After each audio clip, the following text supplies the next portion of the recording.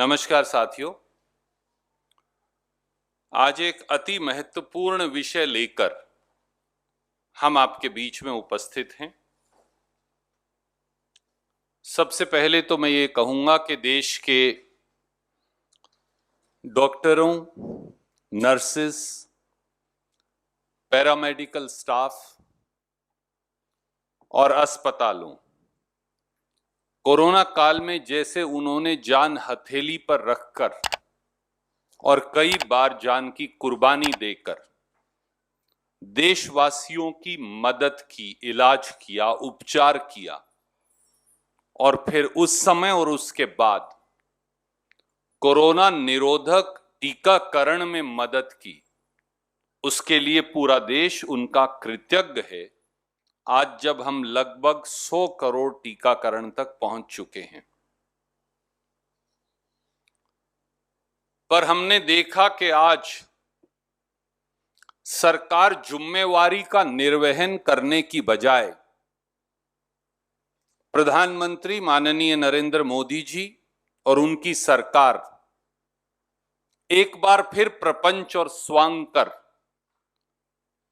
खुद की पीठ थपथपाने में लगी है। पर मोदी सरकार जान ले कि जश्न मनाने से जख्म नहीं भर जाएंगे। मैं फिर दोहराता हूं, मोदी सरकार ये जान ले कि झूठा जश्न मनाने से जख्म नहीं भर जाएंगे। मोदी सरकार के निकम्मेपन, आपराधिक लापरवाही और कोरोना टीकाकरण की नीतियां बार बार बदल देशवासियों की जान जोखिम में डालने के लिए जवाबदेही मांगने और सुनिश्चित करने का समय आ गया है।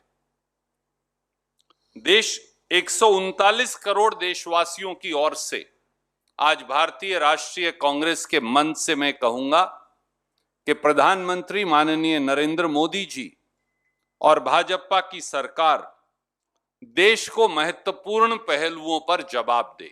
पहला, 74 करोड़ एडल्ट भारतीयों को 106 करोड़ कोरोना निरोधक टीका कब तक लगेगा?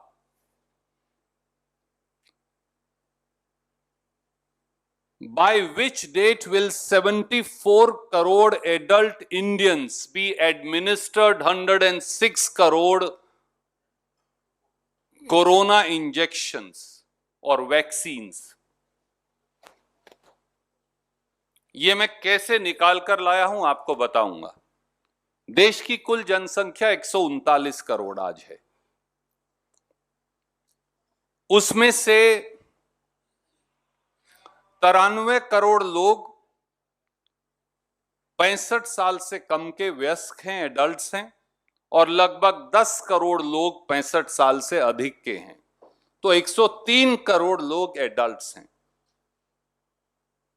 सरकार के आज के आंकड़ों के मुताबिक इन 103 करोड़ में से 29 करोड़ लोगों को दोनों टीके कोरोना के लग चुके हैं। ये लगभग 20.60% या 21% बनती है। 29 करोड़ लोगों को दोनों टीके लगाएं तो 58 करोड़ टीके बन जाते हैं। तो 100 करोड़ में से 58 निकालिए तो बाकी 42 करोड़ लोगों को एक टीका लगा है। 29 करोड़ को दोनों टीके यानी 58 करोड़ टीके, बाकी 42 करोड़ बचे तो उन्हें एक टीका। इसका मतलब यह हुआ कि 103 करोड़ में से 32 करोड़ एडल्ट्स ऐसे हैं जिन्हें एक भी टीका आज तक नहीं लगा। Because the total of 29 crore and 42 crore is only 74 crore. So 32 crore adults ऐसे हैं जिन्हें एक टीका भी नहीं लगा और 42 करोड़ एडल्ट्स ऐसे हैं जिन्हें एक टीका लगा है। And we all know one corona vaccine is not enough to protect you from the disease. It is still lurking in the shadows. 31 दिसंबर 2021 तक मोदी जी ने कहा है कि सब वयस्क यानी एडल्ट पॉपुलेशन को दोनों टीके लग जाएंगे। तो 70 दिन आज बचे। 70 दिन में उन्हें 32 करोड़ लोगों को 2 टीके और 42 करोड़ लोगों को 1 टीका यानी 106 करोड़ टीके और लगाने। अब अगर मैं इनकी एवरेज बताऊं आपको तो उन्हें हर रोज 151 लाख कोरोना वैक्सीन लगाने चाहिए।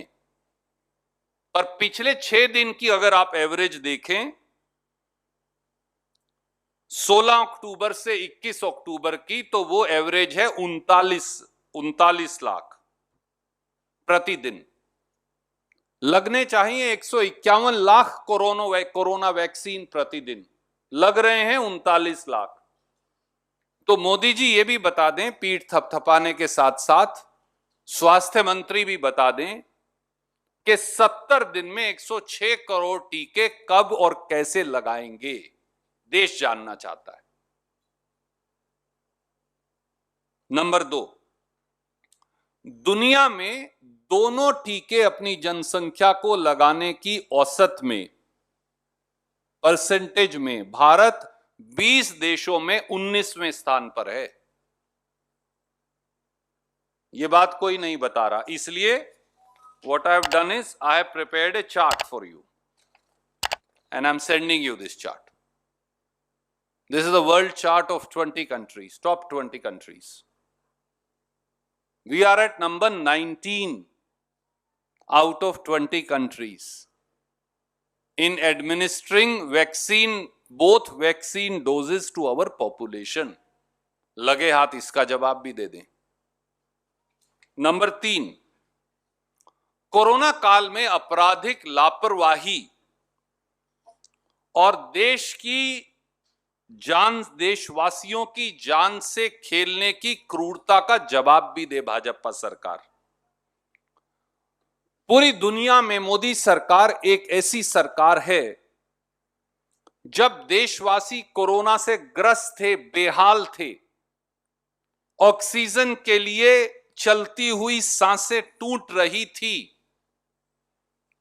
टोसिलाज़ोम इंजेक्शन के लिए लोग 40-40 लाख रुपया ब्लैक मार्केट में लेकर घूम रहे थे, रेमडेसिवियर का इंजेक्शन जब मिलता नहीं था, अस्पताल में वेंटिलेटर नहीं था, बगैर वेंटिलेटर का बेड नहीं था,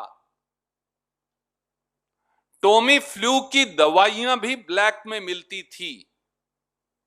तो भाजपा सरकार दुनिया की एक ऐसी सरकार है जिसने देशवासियों को असहाय और बेबसी और क्रूरता के मोड़ पर लाकर खड़ा कर दिया था। सरकार का खुद का आंकड़ा ही 4,53,000 भारतीयों का कोरोना से ग्रस्त होकर मर जाने का है। 4,53,000 people have died as per this government on account of corona. और जितने निष्पक्ष सर्वे हैं पूरी दुनिया के, उसके मुताबिक 40 लाख से 65 लाख लोगों के बीच में मृत्यु हुई। तभी गंगा मैया के किनारों और तटों से लेकर और गुजरात के शमशानों तक केवल शव ही शव नजर आते थे। क्या आज समय नहीं आ गया है कि देश की भारतीय जनता पार्टी सरकार से यह कहा जाए कि एक निष्पक्ष कोरोना जांच कमीशन का गठन हो, जो मोदी सरकार की राजनीतिक सफेदपोशों और अधिकारियों दोनों की आपराधिक लापरवाही की जांच करे, भविष्य के स्वास्थ्य के ढांचे के निर्माण के बारे में रचनात्मक सुझाव दे और कोरोना से हुई हर मृत्यु का दोबारा सर्वे कर संपूर्ण मुआवजा दे, जिस जिम्मेवारी से वो कन्नी काट रहे हैं सालों से। अब लगभग 1 साल से सुप्रीम कोर्ट में मामला विचाराधीन है। चौथा पहलू, पेट्रोल डीजल गैस की आसमान छूती कीमतें बनाम मुफ्त टीकाकरण। और ये मैं नहीं कह रहा, भक्तजन तो कहते ही हैं, कुछ गोदी में बैठे हुए लोग भी कहते हैं, पर अब तो ये बीजेपी की ऑफिशियल लाइन है। 9 अक्टूबर 2021 को देश के पेट्रोलियम गृह राज्य मंत्री श्री रामेश्वर ने असम में जो कहा, मैं वो पढ़कर बताता हूं। And I quote, he said, ईंधन की कीमतें अधिक नहीं हैं, लेकिन इसमें टैक्स शामिल है। फ्री वैक्सीन तो आपने ली होगी, पैसा कहां से आएगा? आपने पैसे का भुगतान नहीं किया है, इसे इस तरह से एकत्र किया गया, अनकोट, पूर्ण विराम। यह भारत सरकार की ऑफिशियल पॉलिसी है। वो कहते हैं कि जो डीजल, गैस और पेट्रोल की कीमतें हैं, ये इसलिए हैं कि आपने वैक्सीन देशवासियों मुफ्त में लिया। तो आज आपके माध्यम से मैं देशवासियों को इसका भी खुलासा करूंगा। मार्च 2020 से आज तक, यानी कोरोना काल में ही, प्रधानमंत्री मोदी जी और उनकी सरकार ने 13 रुपया लीटर पेट्रोल की कीमत बढ़ाई और 16 रुपया लीटर डीजल की कीमत बढ़ाई और 305 रुपया गैस सिलेंडर की कीमत बढ़ाई। ये पिछले कोरोना काल से आज तक, केवल ये मार्च 2020 से आज तक का आंकड़ा है। 13 रुपया पेट्रोल, 16 रुपया डीजल, 305 रुपया गैस। अब देखिए कि टीके की कीमत कितनी है। 103 करोड़ वयस्क अगर हैं और उनमें से सब कईयों ने पैसे देके लगाया था, पर मान लीजिए किसी ने नहीं लगाया, तो 103 करोड़ को अगर आप 200 रुपया प्रति टीका से गुना करें तो कीमत आती है 20,600 करोड़। तो ज्यादा से ज्यादा जो पैसा खर्चा वो 20,600 करोड़, वो भी तब जब सबको लग जाएगा। वो तो आज तक खर्च भी नहीं हुआ, पर मान लीजिए।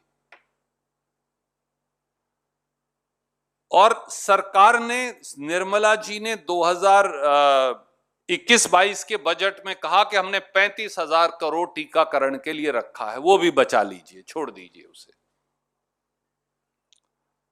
2019-20 में आरटीआई के जवाब में आया है कि मोदी सरकार ने केवल पेट्रोल और डीजल, गैस भी छोड़ दीजिए, उससे कमाया था 2,88,314 करोड़। ये मैं डेटा भेज रहा हूं।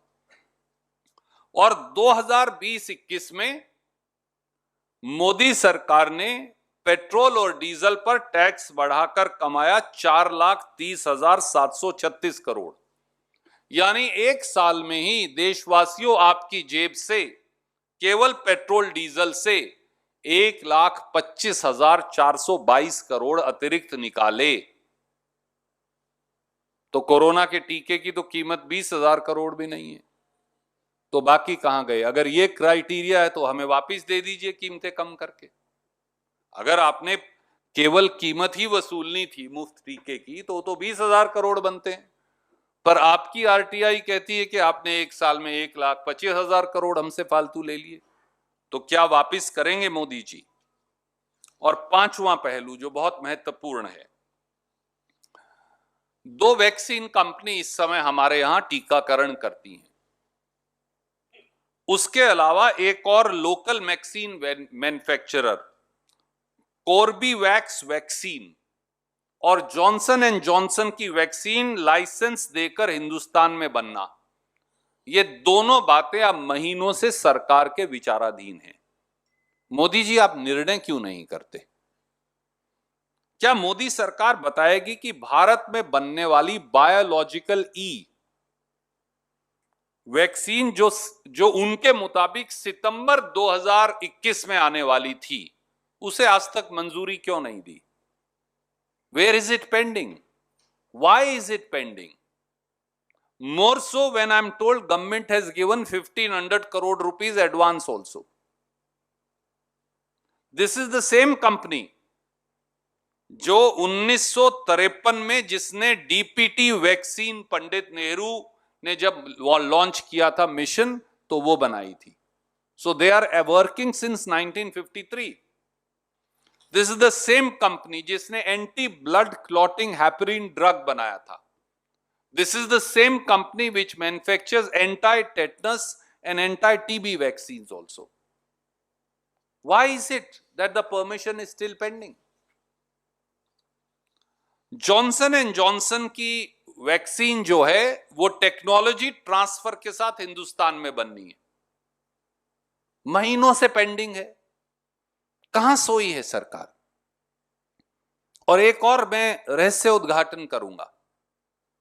जॉनसन एंड जॉनसन के 35 लाख वैक्सीन इस समय 1 महीने से ज्यादा से central drug laboratory Kasauli Himachal Pradesh में पड़े हैं. तो वो एक्सपायर हो जाएंगे. आप इस्तेमाल क्यों नहीं कर रहे देशवासियों के लिए?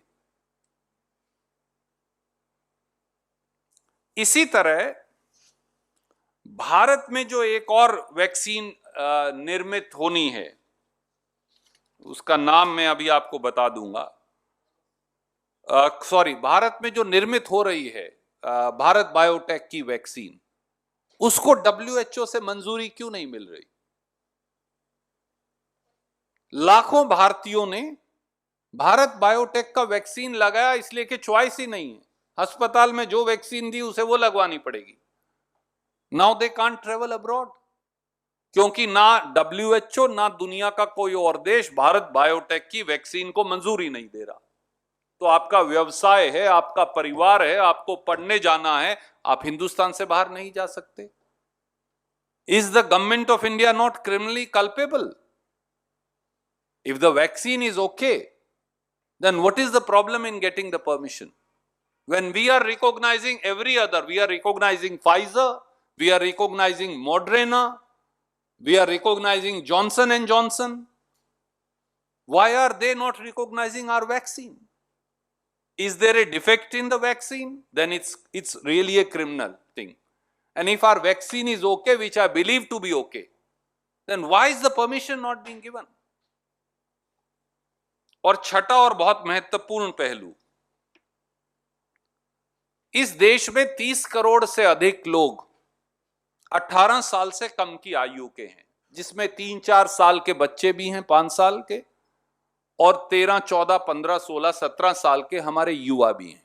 कॉलेजेस खुल गए हैं, स्कूल्स खुल गए हैं, एग्जाम्स हो रहे हैं. They are out there in the crowd.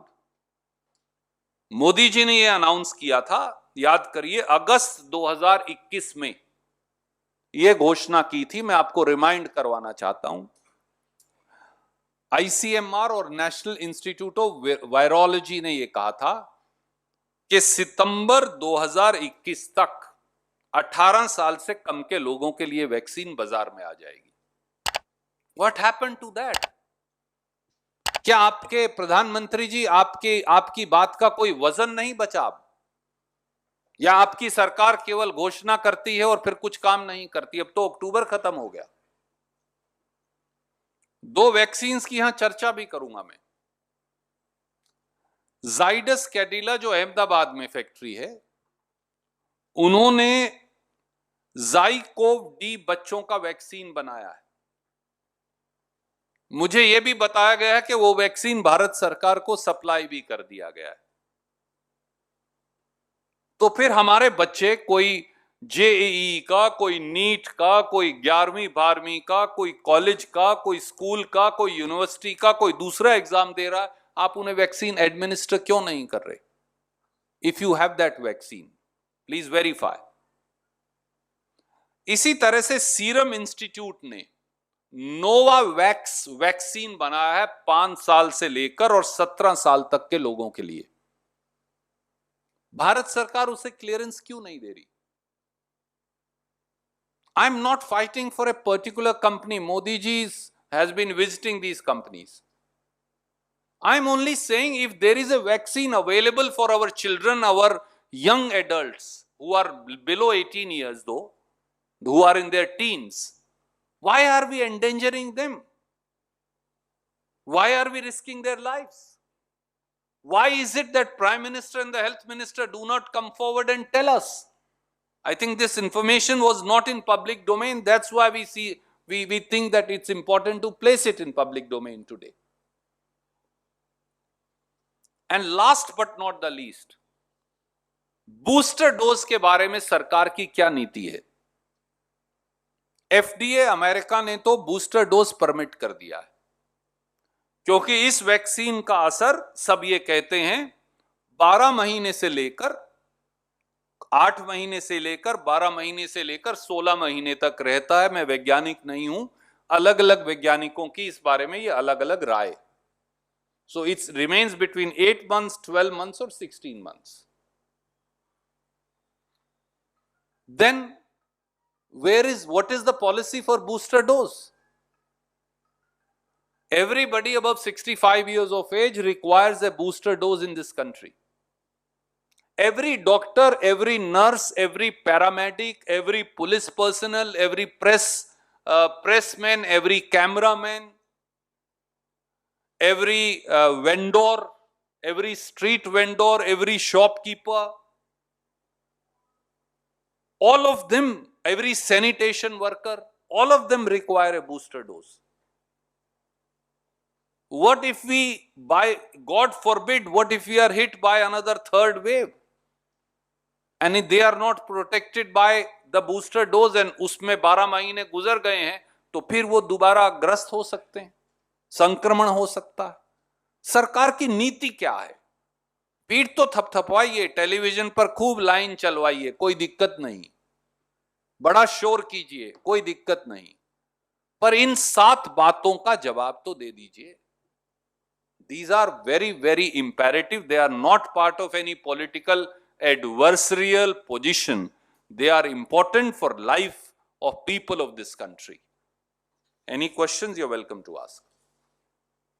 Sir, Bharatiya Janata party के राष्ट्रीय अध्यक्ष ने कहा है कि वैक्सीनेशन के माध्यम से नया कीर्तिमान स्थापित किया गया था। कांग्रेस का विपक्षी दलों का काम है सवाल उठाना, लेकिन हमने ईमानदारी से मेहनत की। आदरणीय मित्र नड्डा साहब को मैं एक भला और पढ़ा लिखा व्यक्ति मानता था, और था पे एम्फेसिस है। मुझे नहीं पता वो जब से भाजपा के अध्यक्ष बने हैं उन्हें क्या हो गया है। हम तो उनकी इज्जत करते हैं, बड़े भाई हैं, पड़ोसी हैं, हरियाणा और हिमाचल का रिश्ता भी बड़ा अच्छा है, पर नड्डा साहब को झूठ बोलने की बीमारी क्यों हो गई? क्या वो ये नहीं जानते वो देश के स्वास्थ्य मंत्री रहे हैं? 1952 से और 2014 तक इस देश की जनसंख्या के कई गुना ज्यादा मुफ्त वैक्सीन लगे, पर कभी किसी प्रधानमंत्री की फोटो वैक्सीन के उस पर नहीं छपी। शायद जितनी ये मैंने 7 प्रश्न पूछे हैं, अगर नड्डा साहब इन्हें पढ़ भी लेंगे तो वो शायद माननीय स्वास्थ्य मंत्री और प्रधानमंत्री से सवाल पूछते हुए खुद शर्मिंदा हो जाएंगे।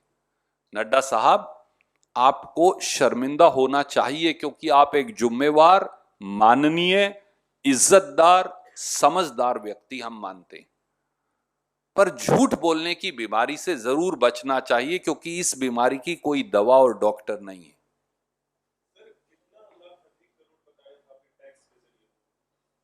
आपको मैं प्रेस रिलीज आपके उस पे भेज दिया है व्हाट्सएप पर, आप देखिए, पर 1,25,000 करोड़ रुपया एक साल में केवल उन्होंने 19-20 और 20-21 में पेट्रोल डीजल से कमाया, गैस अलग बच गई। 35,000 करोड़ आपने वैक्सीन का बजट रखा है, अगर सबको भी लगा दें तो खर्चा 21,000 करोड़ है, तो बाकी पैसा कहां गया?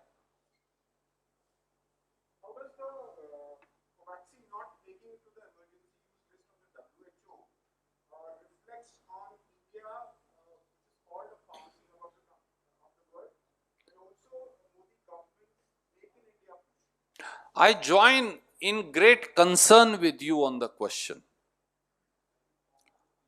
Modi government is its inability, incompetence and sheer ignorance. I deliberately use the 3 words.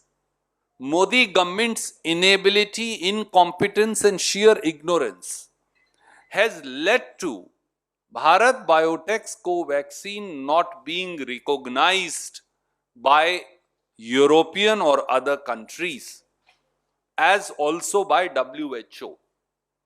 After all, if our vaccine is good, which I believe that it is good, how can other countries refuse to recognize it? What is it that Modi government has failed to provide or persuade through diplomacy or persuasion, that our vaccine administered to our people, we are being recognized as unvaccinated by rest of the world? The pharmacy of the world, which has exported 6 crore 63 lakh vaccines to rest of the world, is unrecognized vis-a-vis a vaccine manufactured in India by a private company in league with the data and tech provided by our government people. Can there be a bigger failure for any government? Government should be ashamed and should come forward and answer. We urge them to get this done within next 1 week to 10 days. Even now, wake up from your slumber.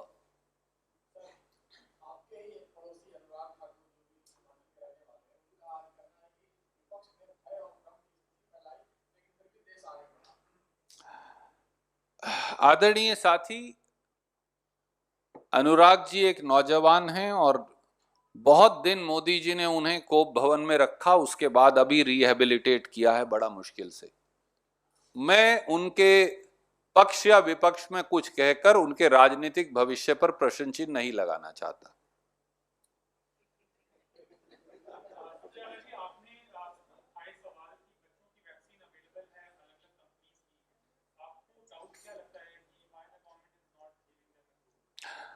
See, all over the world, our elderly, that is above 65 years of age, and our children and teens, young people, are most vulnerable. More so in India, considering the large number of population we have. We have over 30 crore people who are below 18 years. All schools have opened. I am sure some of you have very young children, and all your viewers and readers of your papers also have. They are all going to schools. They are all going back to universities, which is a welcome thing. They are all taking exams. They are all going to the market. They are all going to playing fields. Is there not a chance that they may catch an infection? What will happen then? Why is a protective shield not being given to India's children, young and teens?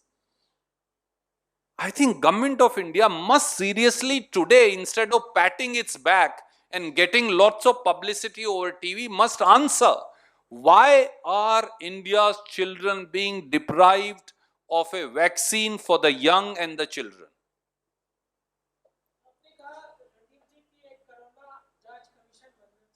Ji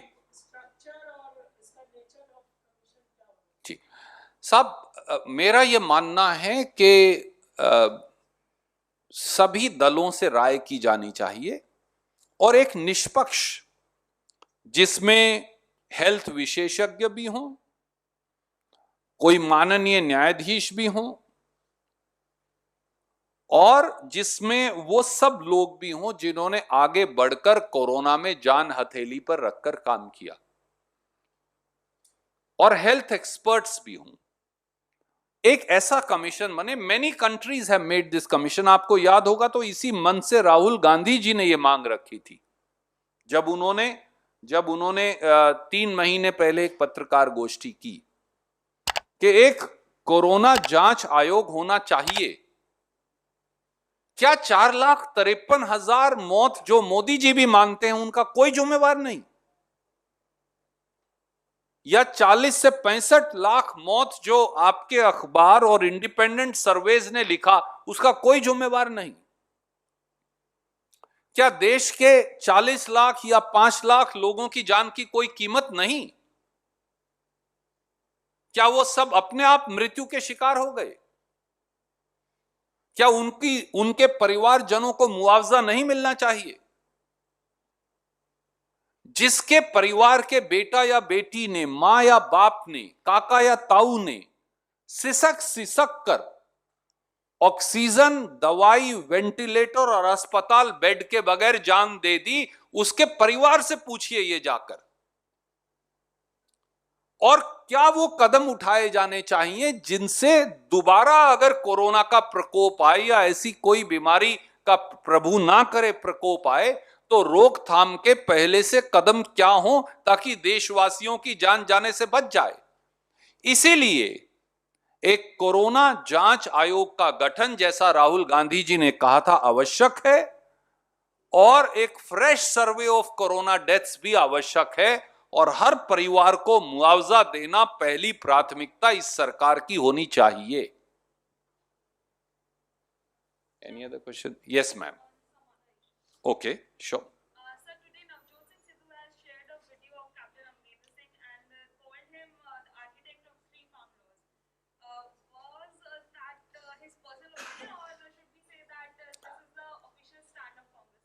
I find all your questions very interesting that you ask, but I will say that the subject in hand is so serious that we will not make light of any other issue, and I will concentrate myself today. I always answer all your questions, but today this is a subject that relates to the soul, the life, as also the future of this country. We have raised 7 important issues before you. A Prime Minister pats his back, takes credit for the work done by our health workers, doctors and nurses, but does not answer the 7 important questions we place, which are not political but relate to the lives of the people of this country. Last question.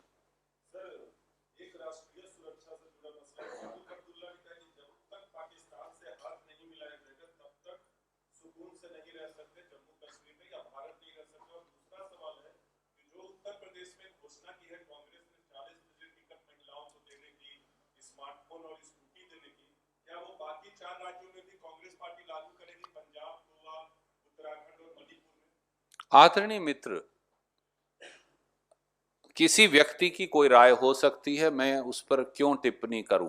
भारतीय राष्ट्रीय कांग्रेस का मानना है कि जब तक पाक प्रायोजित आतंकवाद और उग्रवाद समाप्त ना हो जाए, जब तक पाकिस्तान उग्रवादी संगठनों को पनाह, हथियार देकर पाकिस्तान की जमीन का इस्तेमाल आईएसआई के षड्यंत्रकारी मंसूबों के साथ हमारे यहां हमले बंद ना कर दें, ऐसे लोगों से वार्तालाप से क्या निकलने वाला है।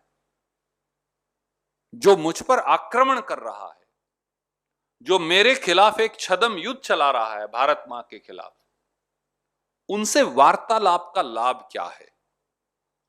और शायद उन्हें मालूम नहीं तो मैं बता दूं, डोवल साहब और मोदी जी कई सालों से उनसे वार्तालाप कर रहे हैं, चोरी छिपे पर्दे के पीछे, और कई बार मोदी जी वहां जाकर दावत खाकर आए और आईएसआई को भी बुलाकर लाए, तो कुछ हुआ।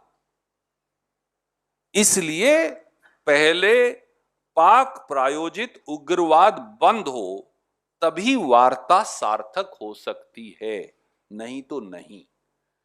जहां तक आपके प्रियंका गांधी जी जो महासचिव प्रभारी हैं उत्तर प्रदेश की, और हमारे प्रदेश अध्यक्ष लालू यादव जी और उनके साथ जो लालू यादव जी और उनके साथ हमारी जो सीएलपी की नेता हैं अजय कुमार लल्लू है, उनका हम प्यार से उन्हें लल्लू यादव कहते हैं, तो आप उन्हें लालू यादव जी से कंफ्यूज मत करिए। ये वो नहीं है, ये अजय कुमार लल्लू यादव साहब हैं, तो हमने प्यार से यही बुलाते हैं। कई बार प्यार का नाम जो है उसमें स्नेह छलकता है, तो आप इसे स्नेह की दृष्टि से देखिए। और हमारी सीएलपी की जो नेता हैं मोना तिवारी जी, उनके साथ बैठकर और नेताओं के साथ बैठकर एक बड़ी महत्वपूर्ण वादा प्रियंका जी ने किया है, पहले 40% महिलाओं को टिकट देने का, और अब उत्तर प्रदेश की बेटियों को एम्पावर करने का। हम जानते हैं कि तरक्की के का जो मापदंड है उसमें उत्तर प्रदेश देश में सबसे पीछे खड़ा है, और अगर उसे ताकतवर बनाना है तो वहां की महिलाएं और बेटियां जब तक आगे नहीं आएंगी और हम उनका सशक्तिकरण नहीं करेंगे तब तक प्रदेश तरक्की नहीं कर सकता। और इसीलिए यह महत्वपूर्ण वादा प्रियंका जी ने किया है। हर प्रांत की अपनी एक नीति है, बहुत सारे प्रांतों में इससे अधिक हम बेटियों के लिए कर रहे हैं। कृपया जाकर आप छत्तीसगढ़ देखिए, राजस्थान में देखिए। एक समय में हरियाणा से हमने बेटियों को साइकिल देने से शुरुआत की थी, उनकी कॉलेज तक मुफ्त शिक्षा से शुरुआत की थी, 33% शैक्षणिक जॉब्स में आरक्षण से शुरुआत की थी, और राजीव गांधी जी ने पंचायती राज संस्थाओं में बेटियों और महिलाओं के आरक्षण से शुरुआत की थी। इसलिए बहुत सारे कार्य हैं जो महिला सशक्तिकरण के हम अलग अलग प्रांत में कर रहे हैं।